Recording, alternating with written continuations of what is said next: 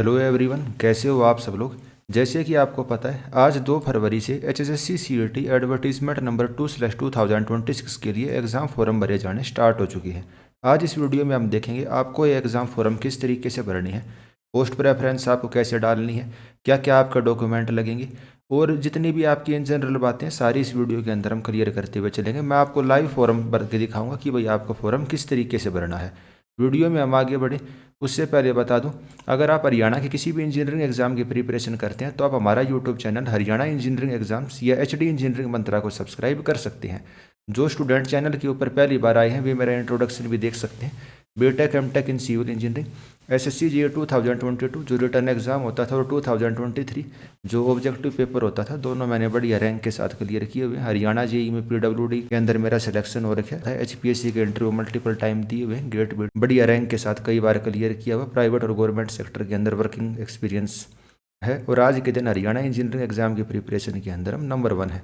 जो हमारे साथ टीचर हैं, चाहे वे मैकेनिकल इंजीनियरिंग के हों, इलेक्ट्रिकल की हों या सिविल इंजीनियरिंग के हों, वैसे टीचर आपको कहीं भी देखने को नहीं मिलेंगे। तो आप हमारे साथ जुड़ के अपनी एग्जाम प्रिपरेशन को और अच्छा कर सकते हैं। तो चलिए वापस हम अपने फॉर्म को कैसे भरना है उस वाले टॉपिक के ऊपर आ जाते हैं। तो जैसे कि आप इस एडवर्टीजमेंट के अंदर ही आपको एक लिंक दिख रहा होगा, वो लिंक मैं आपको टेलीग्राम के ऊपर भी शेयर कर दूंगा। AE सिविल क्लब हरियाणा, ये सबसे बड़ा ग्रुप है टेलीग्राम के ऊपर। उसके अलावा तो बाकी दूसरे सारे भी अपने ग्रुप हैं, आप किसी को भी ज्वाइन कर सकते हैं। तो आपको इस लिंक पे जाना है advertisement02/2026.hryssc.com। इस तरीके से कुछ आपका पेज ओपन होगा। आपको क्या करना है, न्यू कैंडिडेट पे क्लिक करके रजिस्ट्रेशन करना है। अब आप मेंस एग्जाम के लिए फॉर्म भरने लग रहे हैं, ना कि प्री के लिए। तो मेंस के लिए इस एडवर्टीजमेंट के लिए आपको क्या करना पड़ेगा, न्यू कैंडिडेट के ऊपर रजिस्ट्रेशन करना पड़ेगा। तो न्यू कैंडिडेट के ऊपर मैं क्लिक कर देता हूँ। और अगर आपने एक बार रजिस्ट्रेशन कर लिया तो क्या है, फिर आपको लॉगिन करना है। तो इसमें यही लिख रखा है केवल सीईटी पास उम्मीदवार ही इस फॉर्म को भर सकते हैं। और बाकी सारी जनरल सी इन्फॉर्मेशन है, आपको कोई फीस नहीं भरनी। और भाई सारे डॉक्यूमेंट अपने साथ आप प्रॉपर रखिए ताकि ज़्यादा टाइम ना लगे फॉर्म भरने में। कौन कौन से डॉक्यूमेंट लगने हैं आपके, वो भी मैं एक बार आपको फटाफट दिखाई देता हूँ। जो जनरल कैटेगरी वाले स्टूडेंट हैं उनके तो कोई खास डॉक्यूमेंट लगने नहीं है, ठीक है। उनको डोमिसाइल भी नहीं देना, भाई आपको डोमिसाइल देने की कोई ज़रूरत नहीं है अगर आप हरियाणा के जनरल कैटेगरी के कैंडिडेट थे। अब जैसे मैं फॉर्म भरता हूँ, मैंने तो बनवा लिया था 2016 के टाइम बनवाया था डोमिसाइल सर्टिफिकेट। आपको पता 2016 में क्या हुआ था। तो उम्मीद जगी थी कि भाई हम भी डोमिसाइल सर्टिफिकेट लगाया करेंगे, लेकिन फिर बाद में कुछ हुआ नहीं उस चीज़ के ऊपर। बाकी आप ये देख सकते हो, वो एक अदर चीज़ हो जाएगी। आपको अंडरटेकिंग देनी है एनेक्सर 9, जो इसी भाई PDF के अंदर आपको मिल जाएगा। टेलीग्राम पे भी हम शेयर कर देंगे। आधार कार्ड की कॉपी देनी है, आपके सिग्नेचर, आपकी कलर्ड फोटोग्राफ, और फोटोग्राफ आपकी क्या होनी चाहिए, वाइट बैकग्राउंड के अंदर, और क्लियरली आपका नेम और डेट उसके अंदर मेंशन होनी चाहिए। अब बहुत सारे कैंडिडेट को इस चीज़ में भी दिक्कत आती है कि भाई हम स्पेसिफिक फॉर्मेट के अंदर इतने इतने पिक्सल के अंदर कैसे बनाएं, तो उसका भी मैं आपको बहुत अच्छा उपाय बताऊंगा। और वैसे जिन्होंने पुरानी वीडियो देखी है उनको पता ही है भाई किस तरीके से आप ये कर सकते हो। आपको किसी भी फर्जी वेबसाइट के ऊपर जाने की जरूरत नहीं, बहुत अच्छा तरीका मैं आपको समझा दूंगा। आप फ्यूचर में अपने डिज़ाइनिंग भी कर सकते हो उस तरीके से। और अपनी एजुकेशन क्वालिफिकेशन आपको अब अपलोड करनी है। प्री के टाइम तो केवल आपसे 12th की डिटेल मांगी थी, अब आपके जो सर्टिफिकेट है, डिप्लोमा है, डिग्री है, वे सारी आपको अब अपलोड करनी है। जो दूसरी कैटेगरी के बच्चे हैं उनको क्या देना है, उनका एक तो डोमिसाइल सर्टिफिकेट एक्स्ट्रा ऐड हो जाएगा, हरियाणा बोनाफाइड रेजिडेंशियल सर्टिफिकेट, और एक जो उनका जो भी सर्टिफिकेट है भाई कैटेगरी वाला, वो उनको देना पड़ेगा। तो चलिए अब हम वापस बढ़ते हैं। भाई हमने इंस्ट्रक्शन वगैरह पढ़ लिए, प्रोसीड करते हैं। अब आपको यहाँ पे अपना सीईटी का रजिस्ट्रेशन नंबर लिखना है और चेक रजिस्ट्रेशन डिटेल पे क्लिक करना है। तो मैं यहाँ पे अपना रजिस्ट्रेशन नंबर लिखता हूँ और मेरी फिर सारी डिटेल आ जाएंगी कि भैया आपने सीईटी पास कर रखा है कि नहीं कर रखा है। कुल मिला के इसका पर्पज़ ये है, अगर आपने सीईटी पास नहीं कर रखा है तो आप इसके अंदर आगे प्रोसीड नहीं कर सकते। तो मैं यहाँ पे अपना रजिस्ट्रेशन नंबर लिखता हूँ, और मेरा तो रजिस्ट्रेशन नंबर भैया आप सबको पता ही है, ऐसी कोई छुपाने वाली बात इस चीज़ के अंदर है भी नहीं। तो यहाँ पर हम डिटेल चेक करेंगे। तो इस तरीके से सारी की सारी डिटेल आ गई भाई। ईमेल आईडी ये है, फ़ोन नंबर आपका ये है, और हमने आपके मोबाइल पे और उस पर OTP भेजा है, ठीक है। मतलब भेजेंगे और आपको OTP लिखना है। ऐसे नहीं कि कोई भी किसी की आईडी लॉगिन कर सकता, OTP से लॉगिन होगा तभी आप उसके अंदर लॉगिन कर सकते हो। और पिछली बार मेरा, जैसे मैंने आपको इंट्रोडक्शन के अंदर बताया, हरियाणा जेई के अंदर सिलेक्शन हो रखा, टॉप रैंक थी मेरी, PWD डिपार्टमेंट मेरे को मिला था, 10th रैंक थी। तो क्लियरली मैं आपको बता ही देता हूँ। लेकिन उसके बाद भी मैं इस फॉर्म को भर सकता हूँ क्योंकि मैंने 2025 वाला सीईटी दे के नया स्कोर कार्ड हासिल कर लिया। अब आप कहोगे सर आपको क्या ज़रूरत थी, आपने तो पिछले वाली जॉब भी ज्वाइन नहीं करी। ये आप टेलीग्राम के ऊपर भी देख सकते हो भाई, हरियाणा PWD JEE की सीनियरिटी लिस्ट है जो बिल्कुल लेटेस्ट है। इसके अंदर जो 2024 वाला बैच है उसके अंदर देखिए बिल्कुल स्टार्टिंग में 10वें नंबर पर अपना नाम है, सारी डिटेल इसमें दी हुई हैं भाई, रिटायरमेंट की डेट और ये डेट ऑफ बर्थ हो गई। हमने डायरेक्ट सिलेक्शन लिया था लेकिन हमने इसमें ज्वाइन ही नहीं करा, या फिर कैंडिडेचर कैंसिल क्यों हो गया, क्योंकि मैंने इनको लिख के दे दिया था 3-4 महीने तक तो अपना कम्युनिकेशन हुआ इनके साथ कि भैया ऐसे ऐसे है, ज्वाइन कर लो कर लो। तो जो भी होता है 6 महीने का टाइम होता है। फिर मैंने आखिरी में जाके इनको ये लेटर लिख के दे दिया कि सर छोड़ो, आप किसी और को मेरी जगह सिलेक्शन दे देना। और फिर इन्होंने कैंडिडेचर कैंसिल का HSSC को फिर तब लेटर भेजा। ठीक है, अगर आपका सिलेक्शन के अंदर नाम आ जाता है यानी कि रिजल्ट की PDF में आपका नाम है तो आपका कैंडिडेचर कैंसिल नहीं होगा। आपका कैंडिडेचर कैंसिल कब होगा, या तो आपने ज्वाइन कर लिया यानी कि जो आपका CET का रजिस्ट्रेशन नंबर है या स्कोर कार्ड है वो इनवैलिड हो जाएगा, या फिर जैसे मैंने इनको लिख के दे दिया था कि जी मेरे को ज्वाइन नहीं करना है, तो इन्होंने क्या कर दिया, नोट ज्वाइन करके कर दिया। तो टेलीग्राम के ऊपर आपके साथ ये चीज़ भी शेयर करी हुई थी। तो अच्छा लगता है ये चीज़ देख के भी भाई, लिस्ट में नाम है जिस चीज़ के लिए स्टूडेंट इतना प्रिपरेशन कर रहे हैं कि भाई ड्राफ्ट्समैन का फॉर्म भरे कि नहीं भरे, जो पंचायत में लगे हुए हैं या भाई और PWD के लिए फॉर्म भरना चाहते हैं और हम उस वाली लिस्टों के अंदर अपने नाम के आगे नोट ज्वाइन, तो भाई बाकी चलो वो सही डिसीजन था या गलत डिसीजन था वो तो समय बताएगा, लेकिन एक जनरल सी बात थी, चलो भाई आपके साथ शेयर कर दी। तो हम यहाँ भी हम सेंड OTP पे क्लिक करेंगे तो मेरे फ़ोन पे और ईमेल ID पे OTP आएगा, तो वो मैं दिखा देता हूँ आपको। अब यहाँ पे मेरे को क्या करना है, OTP लिखना है, फिर यहाँ मेरे को पासवर्ड बनाना है और फिर यहाँ पे अपना पासवर्ड कंफर्म करना और मैं यहाँ पे सबमिट कर दूंगा, यानी कि नया पासवर्ड बनाना है। पिछली बार जो आपने पासवर्ड बना रखा था उसको भी बनाते हुए चल सकते हो, ऐसी कोई ज़रूरत नहीं है हर बार नया नया पासवर्ड बनाओगे। तो यहाँ पे मैं OTP लिख लेता हूँ और ये सारी चीज़ें करके आपके दिखाता हूँ आगे क्या होता है। मेरे मोबाइल फ़ोन पे और ईमेल ID पे सेम ही OTP आया था, मैंने OTP लिख लिया, अपना पासवर्ड जो मैंने पिछली बार पासवर्ड बना रखा था ना सेम वही पासवर्ड कर लिया और सबमिट कर देता हूँ इसको, फिर दिखाता हूँ आगे क्या आता है। अब आप ये देखिए registration successful, please sign in, यानी अब मेरा रजिस्ट्रेशन सक्सेसफुल हो गया। अब मेरे को रजिस्ट्रेशन करने की ज़रूरत नहीं है, अब मैं हर बार क्या करूँगा, साइन इन करूँगा।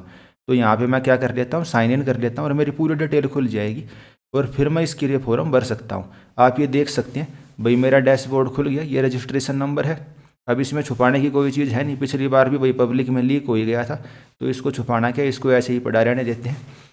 और अब यहाँ देखिए एक्शन के अंदर व्यू माइलस्टोन, अब इसके अंदर मेरे को अप्लाई करना पड़ेगा एडवर्टीजमेंट 2/2026। जो 3 नंबर वाली एडवर्टीजमेंट थी उसका आपको पता ही है भाई, ये चेयरमैन साहब ने ये कह दिया कि भाई उसके फॉर्म 6 तारीख से भरे जाने चालू होंगे, तो अभी केवल 2 नंबर वाली चालू हुई है तो मैं इसके लिए फॉर्म भर सकता हूँ। ठीक है, 2026 में निकली है। एक्शन के अंदर देखिए व्यू माइलस्टोन्स, इस पर मैं क्लिक करूँगा और आगे दिखाता हूँ क्या होता है। एंड डेट भी आप देख सकते हो 15 फरवरी लास्ट डेट है, तो स्टूडेंट इसको टाइम से ही भर लेना, ज़्यादा इसका वेट मत करना कि भाई हम लास्ट डेट के आसपास भरेंगे।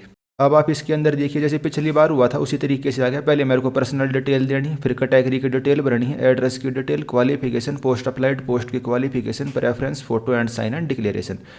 तो पर्सनल मैं दिखा देता हूँ, बाकी तो किसी में आपको कन्फ्यूजन आएगा नहीं। आपको थोड़ा बहुत कन्फ्यूजन रहेगा फोटो और साइन आपको कैसे करनी है, और डिक्लेरेशन के अंदर हो सकता है, आपको प्रेफरेंस के अंदर हो सकता है।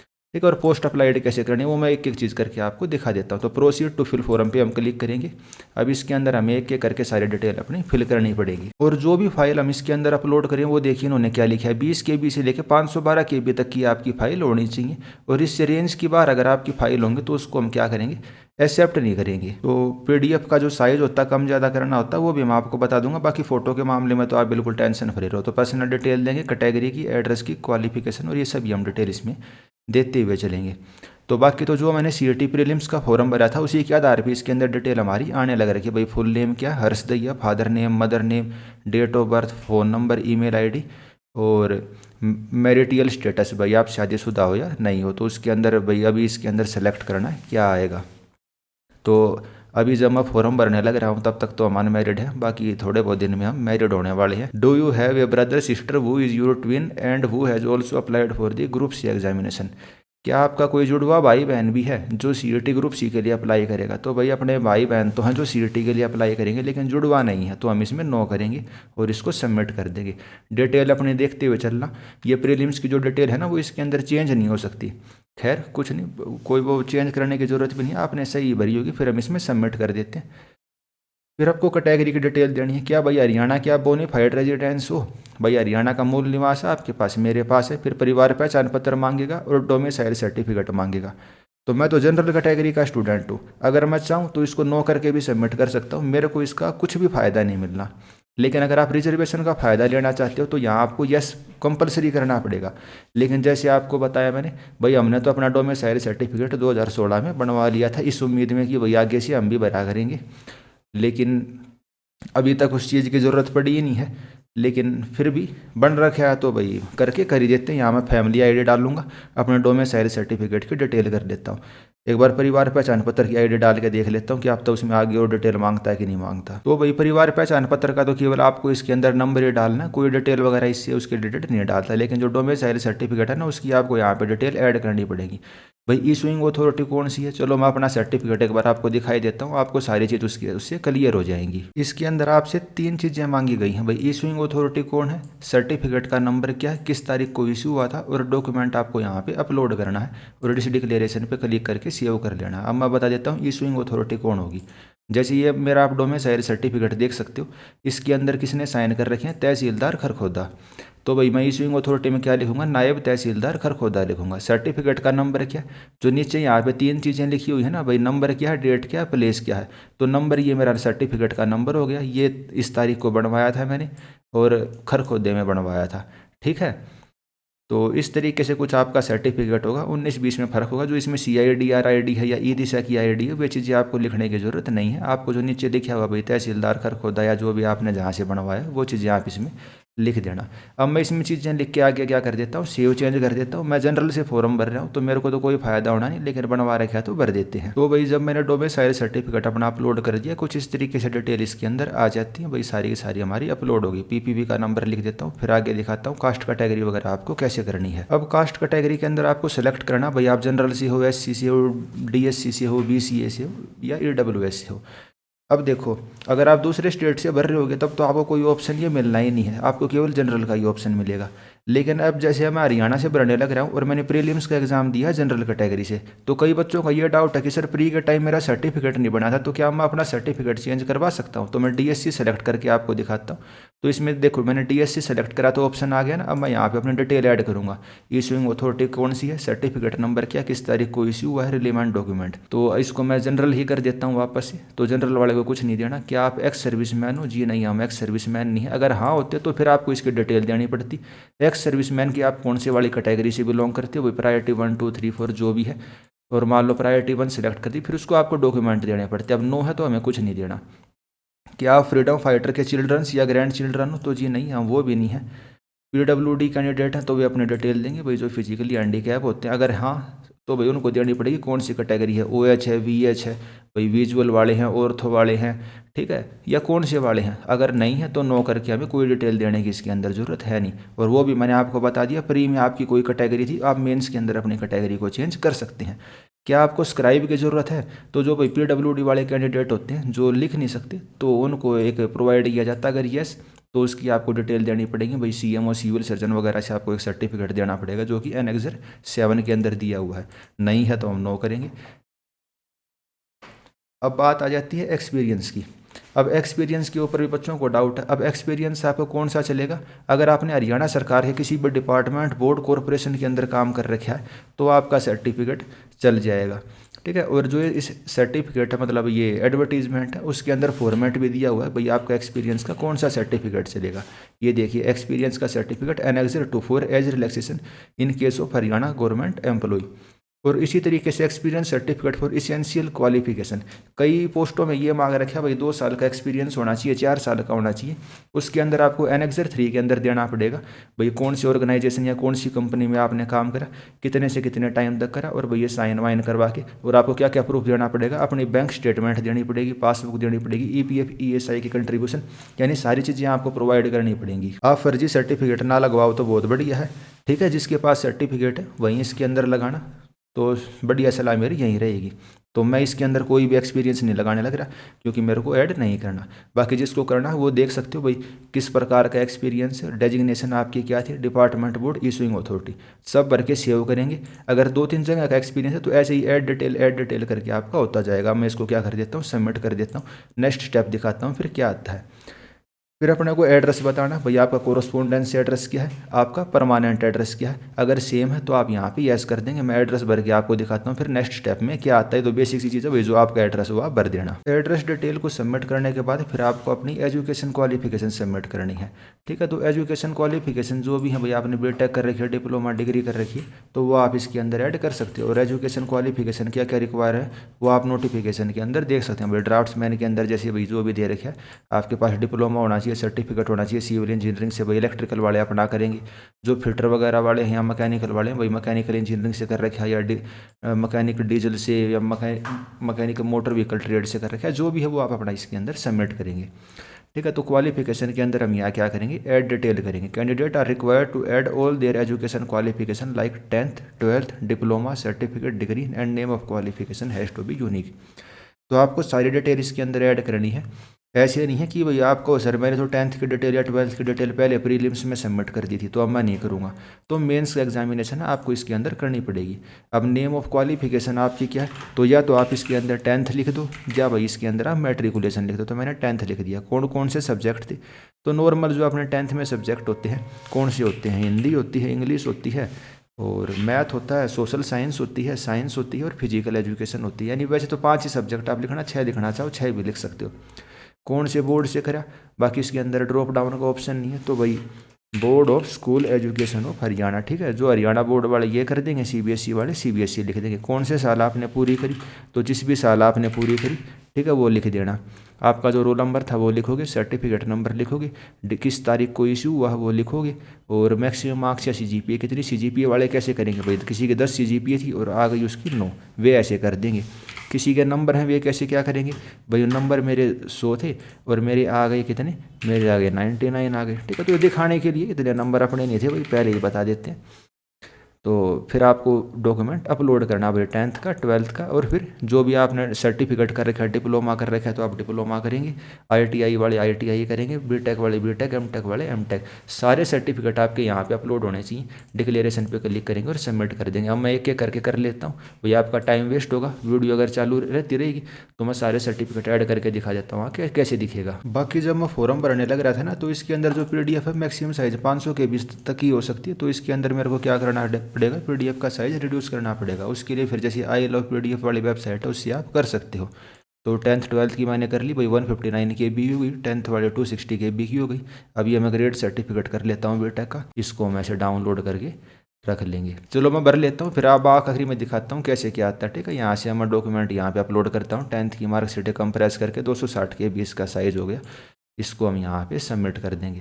किस तारीख को, चलो और डिटेल भरता हूँ, तो आप वीडियो में आगे बढ़ सकते हैं तब तक। अच्छा एक चीज़ और, अब इसके अंदर मैं जैसे सीजीपीए की डिटेल डालने लग रहा था ना, तो 10th 12th के अंदर तो चलो 10 में से 9 सीजीपीए 8 सीजीपीए कुछ ऐसे आता है। लेकिन बीटेक में आपकी सीजीपीए कैसी आती है, मान लो आपकी सीजीपीए 9.99, तो पॉइंट का इसने कहीं ऑप्शन ही नहीं दे रखा। तो मैं अब इसके अंदर क्या करूँगा, जैसे मैं मार्क्स अपने डालता था ना पहले, आपको बता रखें कि भाई सीजीपीए को मार्क्स में कन्वर्ट करके, वैसे ये करूँगा। अब जैसे उदाहरण के तौर पर किसी स्टूडेंट की है 9 CGPA और वहाँ पे उनके कॉलेज के अंदर कन्वर्जन का फॉर्मूला है 9, तो 9 × 9 81, तो वो क्या कर सकता है 100 लिख के मैक्सिमम मार्क 81 भी कर सकता है या 8100 इस तरीके से भी कर सकता है। तो मैं ऐसे ही करता हूँ भाई, मेरा डेसिमल में, तो मैं इसके अंदर कर देता हूँ भाई 8.88 कुछ CGP है अपने, तो उसको जब हम डेसिमल में कन्वर्ट करते हैं, 9 से मल्टीप्लिकेशन का हमारे कॉलेज में फॉर्मूला था, तो 79.944 कुछ, मतलब उस तरीके से हमारे नंबर आते हैं। तो इस तरीके से इसको मैं कर देता हूँ। ठीक है, आप समझ गए कैसे आपको कन्वर्ट करना है। जिन बच्चों को डाउट है उनके लिए, तो इसको हम सेव कर देते हैं। कुछ इस तरीके से आपका ओपन हो जाएगा भाई, आप देख सकते हैं। पहले मैंने 10th की डिटेल डाली, फिर 12th की डाली, फिर बीटेक की डाली। 10th में Hindi, English, math, social science जो भी आपके सब्जेक्ट थे भाई, जिस भी बोर्ड से करा, जब भी करा है, सर्टिफिकेट नंबर और अपना डॉक्यूमेंट यह मैंने अपलोड कर दिया। फिर मैंने 12th की भाई नॉन मेडिकल थी, फिजिक्स केमिस्ट्री लिख दिया। वैसे तो इनको ड्रॉप डाउन का ऑप्शन देना चाहिए था। इस तरीके से अब एक एक बच्चे से उठवा रहे हैं। ठीक है, तो जो शॉर्ट लिस्टिंग होती है, जब कंप्यूटर शॉर्ट करता है, उसके अंदर थोड़ी दिक्कत आएगी। पिछली बार उन्होंने क्या करा था, मतलब टेबल की फॉर्म में शॉर्ट करके उठवाए हुए थे, अब हमें मैनुअली टाइप करने पड़ते, तो इस वजह थोड़ा हमारा भी टाइम ज़्यादा लगने लग रहा है और कमीशन को भी थोड़ी दिक्कत आएगी शॉर्ट करने के अंदर इनको। चलो खैर वो कमीशन का काम है, उससे हमें कोई मतलब नहीं। फिर बीटेक की डिटेल, बीटेक में मैंने आपको बता ही रखा भाई क्या करना है आपको। ठीक है, अपना ग्रेड सर्टिफिकेट आप अपलोड कर सकते हो, मैं वहीं करता हूँ। मैं अपनी डिग्री को अपलोड नहीं करता हूँ अगर ये डिग्री ना मांगे तब तक। अगर अलग से मेंशन करे कि भाई आपकी डिग्री चाहिए तभी मैं डिग्री अपलोड करता हूँ। और ऐसे ही मैंने 10th और 12th में भी किया। 10th की भी मैंने मार्कशीट अपलोड करी है, 12th की भी, इन दोनों की भी मैंने डिग्री अपलोड नहीं करी है, 10th 12th की भी। और ऐसे ही बीटेक का करा है। तो तीनों डिटेल आपको ऐड कर लेनी है। अगर आपके पास कोई डिप्लोमा है या जो भी आपके पास एक्सपीरियंस वगैरह, आप वो यहाँ पे भी ऐसे ही ऐड करेंगे, भाई कहाँ से मिला है, स्टार्ट डेट, एंड डेट। और ऐड करते करते ऐसे अलग अलग ऑप्शन आ जाएंगे और फिर मैं यहाँ पे क्या कर देता हूँ, सबमिट कर देता हूँ।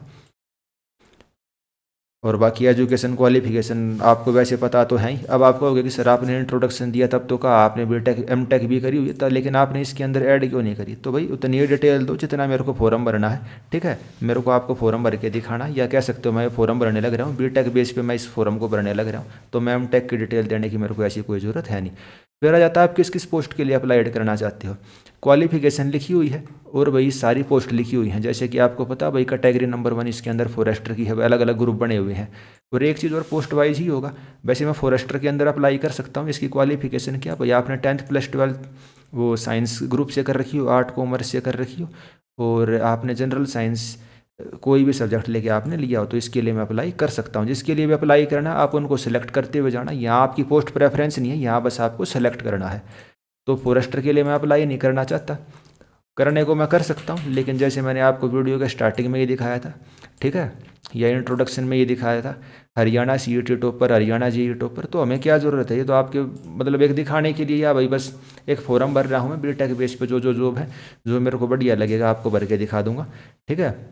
बाकी आप देख लेना भाई जो जो आपको भरना चाहते हो। बाकी जिसके पास साइंस थी तो वो फॉरेस्टर वाले के लिए अप्लाई कर सकता है। अब जो मेरे साथ मैक्सिमम बच्चे टेक्निकल वाले जुड़े हुए होंगे, जिन्होंने सिविल से, इलेक्ट्रिकल से, मैकेनिकल से कोर्स कर रखे हैं, वो इसके अंदर देख सकते हैं, ठीक है। बाकी तो कमीशन को खुद से ये बताना चाहिए था कि भाई आप इस पोस्ट के लिए एलिजिबल हो, जैसे पिछली बार हुआ था। लेकिन अब की बार क्या, कमीशन आपको ये नहीं बता रहा आप किस किस पोस्ट के लिए एलिजिबल हो। आप जिसके लिए चाहो कर सकते हो। जैसे ऑटो डीजल मैकेनिकल के लिए मैंने सेलेक्ट कर दिया, तो मैं इसके लिए अप्लाई कर दूंगा, भले ही मेरे पास इसकी एजुकेशन क्वालिफिकेशन हो या ना हो। लेकिन आपको अपने बुद्धि विवेक से ही काम लेना है। इलेक्ट्रॉनिक्स एंड कम्युनिकेशन वाले भाई, ऑपरेटर की, नेटवर्क असिस्टेंट वाले, इसको भर देना, ठीक है। आप पूछते रहते हो सर कौन सा भरें कौन सा भरें। आप जेई इलेक्ट्रिकल के लिए एलिजिबल नहीं होते कम्युनिकेशन वाले बच्चे, ईसीई वाले, इलेक्ट्रिकल एंड इलेक्ट्रॉनिक्स वाले बच्चे जेई के लिए एलिजिबल होते हो। आपका केवल यही वाला ग्रुप है ईसीई वालों का, तो इलेक्ट्रॉनिक्स एंड कम्युनिकेशन वाले इसको भर देना। बाकी वापस हम टॉपिक पे आ जाते हैं, सिविल के लिए बता देता हूँ, ठीक है। तो जिसने बीटेक कर रखी है तो क्या मांग रखा है, 3 साल का डिप्लोमा, तो मैं एलिजिबल हूँ भाई। यानी उससे बड़ी क्वालिफिकेशन बीटेक हो गई, उससे बड़ी एमटेक हो गई, उससे बड़ी पीएचडी हो गई। तो जिसके पास बीटेक की डिग्री है वो जहाँ भी डिप्लोमा लिखा हुआ या सर्टिफिकेट कोर्स लिखा हुआ उन सभी जगह के लिए अप्लाई कर सकता है। किसी के बहकावे में मत आना भाई हम केस कर रहे हैं, ये कर रहे हैं, कोई फलाना दिमकाना टीचर है तो उसको आपको इग्नोर करना है। अगर आपने बीटेक करी हुई है तो आप इन सब के लिए एलिजिबल हो।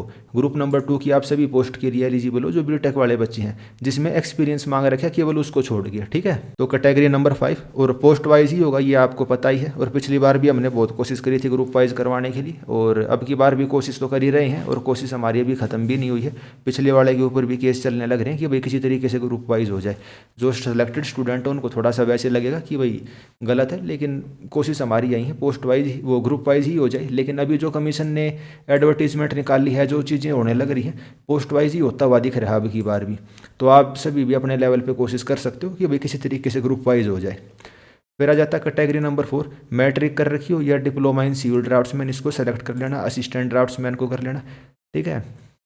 डिप्लोमा इन सिविल, यानी जहाँ भी डिप्लोमा इन सिविल है ना, या सर्टिफिकेट इन सिविल ड्राफ्ट्समैन है, वहाँ सभी के लिए बीटेक वाले एलिजिबल हैं। यानी जिसने बीटेक इन सिविल कर रखी है इसको आप सेलेक्ट करते हुए चलना। और फिर बात आ जाती है असिस्टेंट ड्राफ्ट्समैन, जो ग्रुप नंबर 10 है, उसमें आपसे क्या मांग रखे है, ऑटो कैड का सर्टिफिकेट।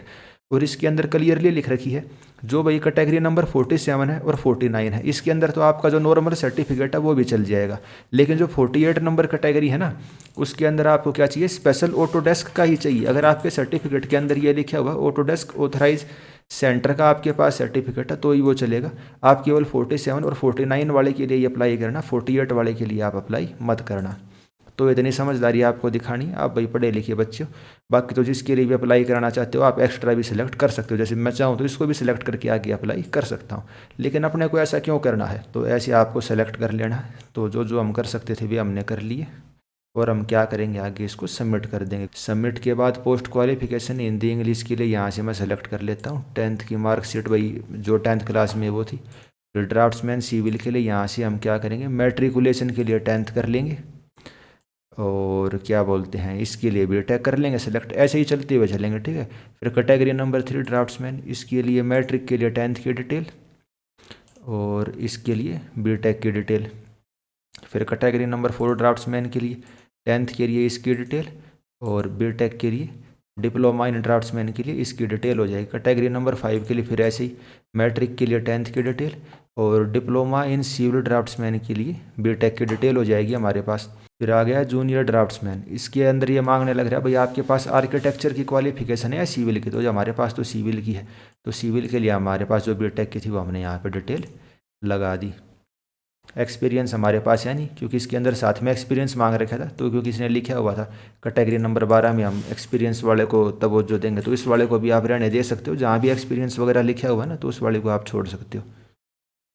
विथ 3 ईयर एक्सपीरियंस लिखा हुआ है ना तो इसको हम छोड़ देंगे। बाकी अभी के लिए हम इसको भरने लग रहे हैं, फिर आपको दिखाता हूँ आगे क्या होता है। मैट्रिक में 10th और सर्टिफिकेट इन सिविल के लिए हमने बीटेक की डिटेल दे दी। यहाँ हम 10th की डाल लेंगे और यहाँ अपनी जो भी आपकी ग्रेजुएशन है, डिप्लोमा है, सर्टिफिकेट है, उसकी डिटेल मांगेंगे। 2 year diploma course from a recognise institute, तो डिप्लोमा कोर्स आ गया, तो हमने बीटेक के लिए हमने बीटेक यहाँ पे सेलेक्ट कर दी। कैटेगरी नंबर 16 के अंदर डिप्लोमा इन सिविल, तो यहाँ हम बीटेक की डिटेल करेंगे। अब ये कैटेगरी नंबर 16 सिविल वालों की है, कोई मैकेनिकल वाला इसको ना भरे, तो मेरी तो आपको यहीं सलाह रहेगी। फिर डिक्लेरेशन भाई मैंने अच्छे से इन्फॉर्मेशन दी है, सारी सही सही दी है, इसको हम सबमिट कर देते हैं। अब देखते हैं ये क्या कहता है आगे। अच्छा, जो यहाँ पे इक्विवेलेंट का मांगने लग रहा है ना, document providing equivalency of the above qualification, आपको शायद ये भरना पड़ेगा क्योंकि इसके बिना ये आगे बढ़ने नहीं लग रहा है। वो भी मैं आपको दिखा देता हूँ आप कैसे भर सकते हैं। अब देखिए जो आपका नोटिफिकेशन है ना उसके 36 और 37 नंबर पेज के अंदर आपको इक्विवेलेंट का वो दिया हुआ 22 फरवरी 2021 का हरियाणा सरकार के जनरल एडमिनिस्ट्रेटिव डिपार्टमेंट का नोटिफिकेशन है, equivalence of qualification for purpose of higher education. आपको क्या करना है, ये 36 और 37 नंबर पेज है ना, इसको आप अलग से प्रिंट करके रख लेना। अब जहाँ भी ये इक्विवेलेंट सर्टिफिकेट मांगने लग रहा है ना, वहाँ हम इसको अपलोड करते हुए चलेंगे। डॉक्यूमेंट प्रोवाइडिंग इक्विवेलेंसी, ठीक है, तो यहाँ पे हम इसको इक्विवेलेंट सर्टिफिकेट को सेलेक्ट करते हैं, आगे अप्लाई करते हुए चलते हैं। जहाँ जहाँ हमारा बचा हुआ वहाँ हम कर लेते हैं इसको। बाकी ऐसे मांगना नहीं चाहिए, वो कमीशन का काम है, लेकिन फिर भी अगर आपसे मांगा गया तो आप इसको कर सकते हो क्योंकि इसके अंदर सर्टिफिकेट में लिखा हुआ भाई मैट्रिक इसके बराबर रहेगा और भाई आपने IITI किया वो इसके बराबर रहेगा, ठीक है। तो वो सारी चीज़ें इसके अंदर लिखी हुई हैं, आपको टेंशन लेने वाली ज़रूरत नहीं है। आप इस वाले सर्टिफिकेट को यहाँ पे अपलोड कर सकते हो। अच्छा, इसके अंदर मैंने अब कैटेगरी नंबर 12 हटा दी क्योंकि जूनियर ड्राफ्ट्समैन वाले जो कैटेगरी नंबर 12 है उसके अंदर भी एक्सपीरियंस मांगा हुआ था। अब देखते हैं आगे किस तरीके से आता है, इसको मैं सबमिट कर देता हूँ। अब जैसे ही हम इस पोस्ट क्वालिफिकेशन से बैक जाने लग रहे हैं ना, सारी की सारी डिटेल हमें दोबारा भरनी पड़ रही है, तो आप स्टार्टिंग में ही एक ही बारी में इसको सही तरीके से भरना। तो पहले तो 10th की डिटेल भर देते हैं इसके अंदर और फिर बाद में हम वो सारी चीज़ें डिटेल भर लेते हैं, ठीक है। फिर पहले 10th करी, फिर यहाँ पे हम बीटेक की डिटेल डालेंगे जहाँ जहाँ मांगी हुई, इसको मैं कर लेता हूँ, फिर दिखाता हूँ आगे कैसे आता है। तो सारी की सारी डिटेल इसके अंदर मैंने भर ली है। अब देखते हैं आगे क्या कहता है, प्रोसीड होता है कि नहीं होता, ठीक है। बाकी इक्विवेलेंट सर्टिफिकेट मैंने इसके अंदर अभी नहीं डाला है, अब ये देखने वाली बात होगी प्रोसीड करेगा कि नहीं करेगा। वो जो 12 नंबर वाली कैटेगरी थी ना उसी के अंदर दिक्कत आने लग रही थी क्योंकि 12th नंबर वाले जो कैटेगरी है उसके अंदर एक्सपीरियंस मांगा गया है। तो जहाँ अभी एक्सपीरियंस लिखा गया है ना, experience in tracing will be preferred, या 12th नंबर के अंदर 2 ईयर एक्सपीरियंस लिखा गया है, तो वहाँ पे आपको एक्सपीरियंस शो करना पड़ेगा, उसके बिना आप आगे नहीं बढ़ सकते। तो पीछे जैसे मैंने सारी की सारी डिटेल इसके अंदर भर ली है भाई। सबसे पहले आपका 10th का सर्टिफिकेट आएगा और इसके अंदर ऐसे ऐसे आपको वो करनी है। और इक्विवेलेंट सर्टिफिकेट देखते हैं इसके अंदर क्या डाउनलोड होकर आता है, वो मैं दिखा देता हूँ। हाँ, वहीं वाले 2 पेज इसके अंदर आ गए जो मैंने आपको स्टार्टिंग में बताए थे, ठीक है, इक्विवेलेंट सर्टिफिकेट के अंदर। वो मैं आपके साथ टेलीग्राम पे जो AEJE सिविल क्लब हरियाणा इसके ऊपर आपके साथ मैं शेयर कर ही दूंगा। तो अगले स्टेप के अंदर हमें क्या करनी है, पोस्ट प्रेफरेंस देनी है भाई। कौन सी पोस्ट को आप ऊपर रखना चाहते हो, कौन सी को नीचे रखना चाहते हो। अभी इसके अंदर बाय डिफ़ॉल्ट 2, 3, 4, 5, 6, 7, 8 जो भी एडवर्टीजमेंट के अंदर कैटेगरी का नंबर था यहाँ पे उसके हिसाब से। लेकिन आपको क्या करना है, जिस भी डिपार्टमेंट के अंदर आप काम करना चाहते हो उसको आपको फर्स्ट प्रेफरेंस देनी है।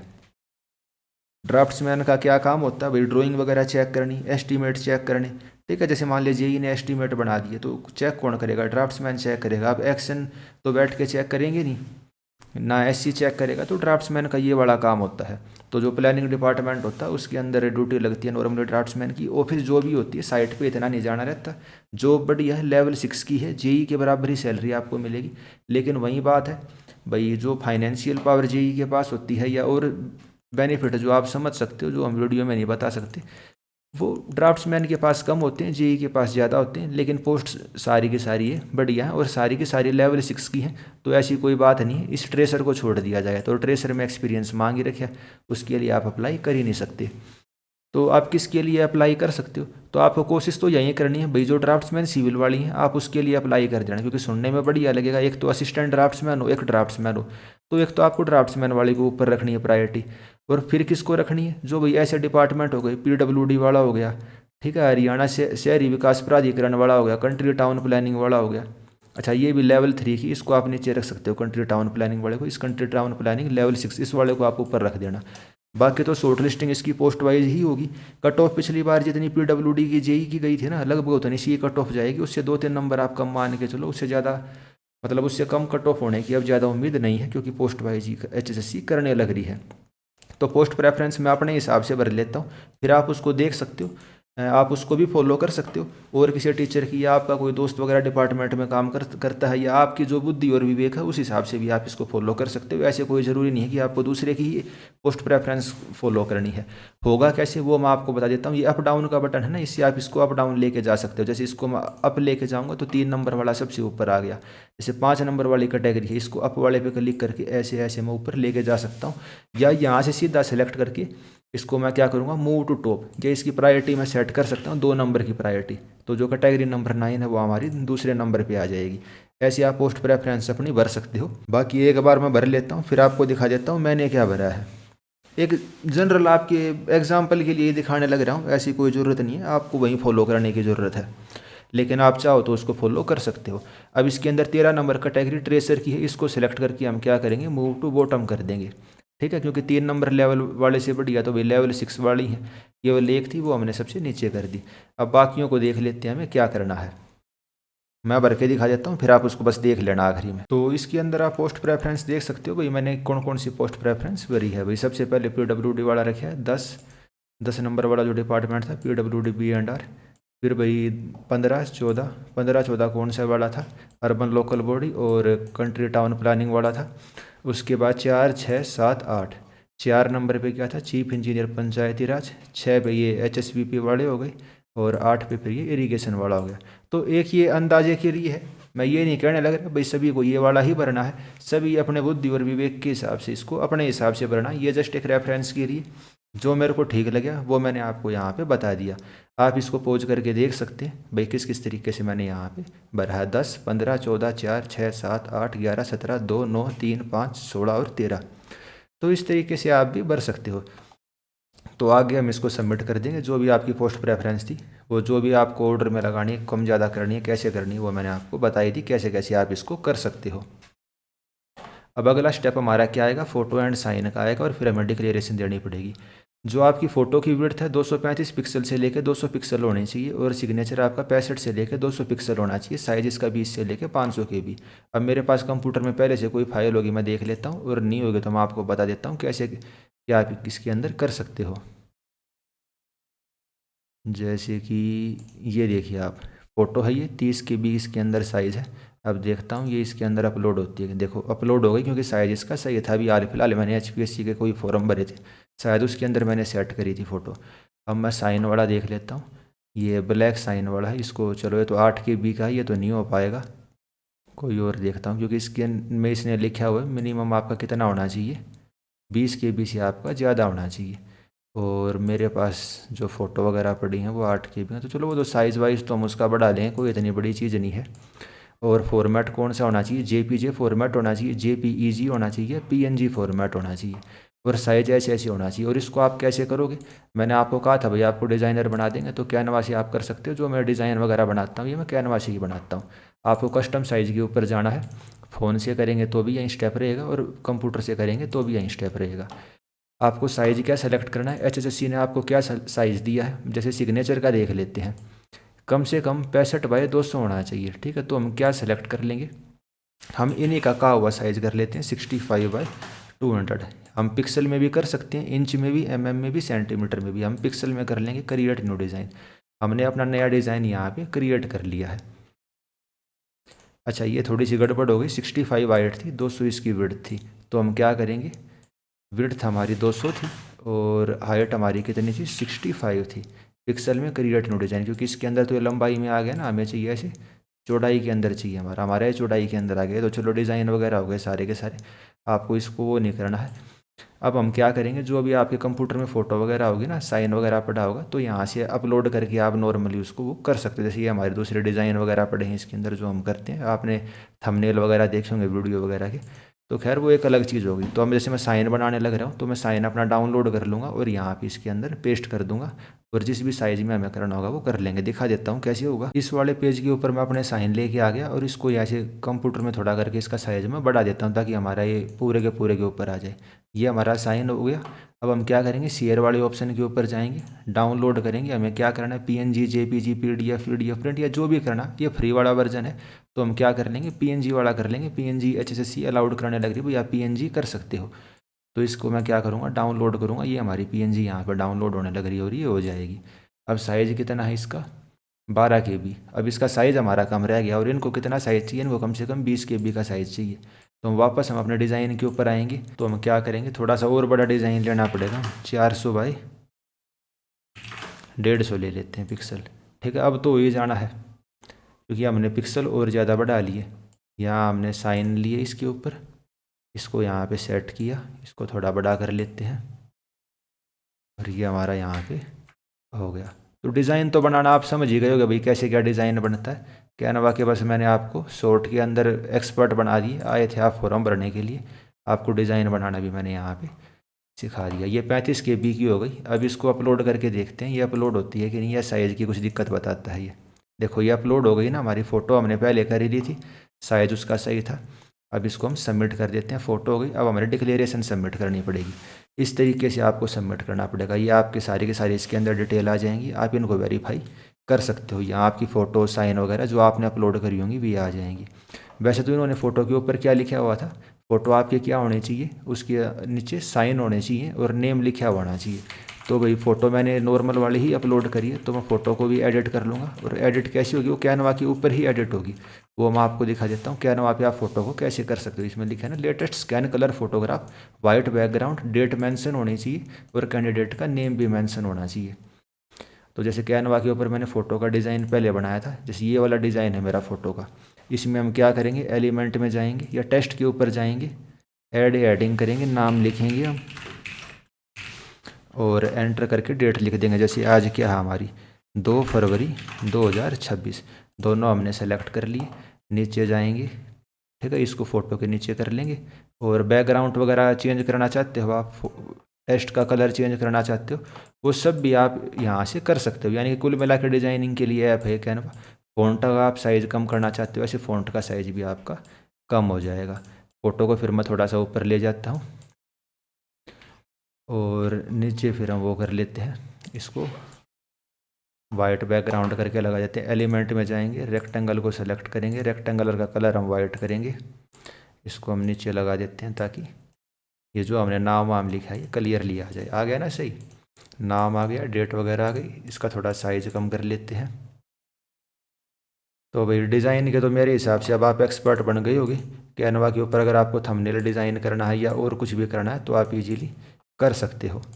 फ्री के अंदर बेस्ट वेबसाइट है और ऐसा कोई इसके अंदर फर्जी वाला काम होता भी नहीं। आपका भाई डाटा वगैरह लीक होगा या और कुछ होगा। ये हमने डाउनलोड कर ली PNG के अंदर, फोटो के नीचे मेरा नाम नहीं आने लग रहा, तो उसको मैं एडिट कर लेता हूँ, फिर दिखाता हूँ कैसे होता है। नीचे देखिए यहाँ बैक का ऑप्शन है, मैं बैक जाऊँगा और इसके जो फ़ोटो है, फ़ोटो में एडिट का ऑप्शन है, चूज़ फाइल करूँगा। जो मैंने लेटेस्ट वाले डाउनलोड करी है इसको सेलेक्ट कर लिया, ठीक है, और सबमिट कर दूँगा। अब सबमिट करने के बाद देखना, अब जो मैंने नई फ़ोटो यहाँ पे अपलोड करी है वो आ जाएगी, जिसके नीचे मेरा नाम लिखा हुआ होगा और ये डेट लिखी, क्योंकि इन्होंने ऐसे कहा हुआ है। तो कैनवा के अंदर आप कर सकते हो ऐसे, फलाने धमकाने किसी फर्जी वेबसाइट पर जाओगे उससे कई गुना बढ़िया आप कैनवा से करो। देखो आगे ना नाम लिखा हुआ 2/2/2026 और ये साइन हो गई। ये मेरी बाकी डिटेल है। आपको सारी डिटेल आपकी अच्छे से देख लेनी है और उसके बाद क्या करना है, जो डिक्लेरेशन वगैरह है वे सबमिट करनी है, वो मैं दिखा देता हूँ अब कैसे होगी। आप इसके अंदर अपनी पोस्ट प्रेफरेंस वगैरह भी देख सकते हो भाई, जो जो आपने भरी है फर्स्ट पे कौन सी 10, 15, 14, 4, 6, 7 जो भी है वो आप कर सकते हो। आपको इसका प्रिंट आउट लेना है इस एप्लीकेशन का, ठीक है। और फिर क्या, please take a print out of this application form by clicking the print button below. नीचे प्रिंट बटन है and submit the application after uploading the sign copy. इसकी आपको साइन कॉपी भी अपलोड करनी पड़ेगी। और ये एनेक्सर 9 जो इसके अंदर मैं आपको एनेक्सर 9 दिखाने लग रहा था वो अंडरटेकिंग देनी पड़ेगी। तो यहाँ मैं सेलेक्ट करूँगा एनेक्सर 9। मैं हर्ष दैया दिस एंड दिस, मैंने सारी चीज़ें पढ़ ली हैं और सारी की सारी इन्फॉर्मेशन सही है। 2 फरवरी 2026 इस तारीख को हम इस फॉर्म को भरने लग रहे हैं। इसको हम क्या करेंगे, प्रिंट करेंगे। प्रिंट लेके उसके ऊपर साइन करके तब हमें अपलोड करना, तब आपका फॉर्म ये कंप्लीट माना जाएगा, वरना ये फॉर्म आपका कंप्लीट नहीं माना जाएगा। पीडीएफ आपको अपलोड करनी है, मैक्सिमम फाइल साइज आपका 5 MB हो सकता है। तो इसको मैं प्रिंट करता हूँ। ऐसे पूरे का पूरा फॉर्म आपका भाई प्रिंट होके आ जाएगा। और फ्यूचर रेफरेंस के लिए भी आपको इसे सेव करके रखना है। इसको मैं सेव कर लूँगा, फिर उसको प्रिंट करूँगा, फिर उसके अंदर यहाँ पे लिखूँगा भाई सन ऑफ, भाई फादर नेम, रेजिडेंस जो मेरा एड्रेस है, और हर पेज पे मैं साइन करूँगा क्योंकि इसमें लिखा हुआ है ना, sign the form and submit the application. वैसे तो अगर आप लास्ट पेज पे भी साइन कर लेते हो उतना भी चल जाएगा। किसी बच्चे ने अगर नहीं करे हैं और वो अपलोड कर दिया है तो इतनी टेंशन लेने वाली चीज़ नहीं है, लेकिन आपको कोशिश करनी है हर पेज पे अपने साइन करने हैं और फिर इसको अपलोड करना है। इसको मैं सेव कर लेता हूँ। किस नाम से सेव करें, इसको कर लेते हैं CET 2026 एडवर्टीजमेंट 0/2026। ये हमारा क्या है, एप्लीकेशन फॉर्म है, एप्लीकेशन फॉर्म। और इसको हम सेव करके रखेंगे, ठीक है। और एक हम साइन करने के बाद ये PDF बना के उसकी सेव करके रखेंगे, वो फ्यूचर में आपकी बहुत ज़्यादा काम आने वाली है। उसके बाद हम यहाँ पे चूज़ फाइल करेंगे, जो भी जैसे अभी तो मैं आपको बस दिखाने के लिए कर रहा हूँ। ये हमने सेलेक्ट करी और इसको क्या कर देंगे, सबमिट कर देंगे। यहाँ सबमिट करने के बाद आप ना तो कोई भी इसके अंदर इन्फॉर्मेशन को चेंज कर सकते हो, ना और कुछ कर सकते हो। और यहाँ सबमिट करने के बाद आपका फॉर्म क्या हो जाता है, फाइनली सबमिट हो जाता है। आपको कोई टेंशन लेने वाली बात नहीं। फिर आपको बस पढ़ाई करनी है, और पढ़ाई करने के लिए आपको बताई दिया हरियाणा इंजीनियरिंग एग्ज़ाम के अंदर आज के दिन नंबर 1 है। तो आप हमारे साथ जुड़ सकते हैं, अपनी एग्ज़ाम प्रिपरेशन को और अच्छा कर सकते हैं। वैसे तो AE सिविल क्लब हरियाणा सबसे बड़ा ग्रुप है। ड्राफ्ट्समैन के लिए अलग से ग्रुप भी है, वो मैं दिखा देता हूँ कौन सा ग्रुप है। HSC ड्राफ्ट्समैन 2026 1000+ मेंबर हैं। आप इस वाले को भी ज्वाइन कर सकते हैं। इस वीडियो में इतना ही रखते हैं भाई। फॉर्म कैसे भरना है उसके रिगार्डिंग जितने भी डाउट होंगे मेरे हिसाब से तो क्लियर हो गए होंगे, और इससे बढ़िया तरीके से आपको कोई नहीं समझा सकता, और आसानी से आप फॉर्म को इस वीडियो को देखने के बाद भर दोगे। तैयारी के रिगार्डिंग, पोस्ट प्रेफरेंस के रिगार्डिंग, फ़ोटो सिग्नेचर के रिगार्डिंग, या और जितने भी डाउट थे वे सारे भी मैंने आपके क्लियर कर दिए होंगे। तो इस वीडियो में इतना ही रखते हैं। आपके आने वाले एग्जाम्स के लिए मेरी तरफ से बेस्ट ऑफ लक। इस वीडियो में इतना ही, धन्यवाद।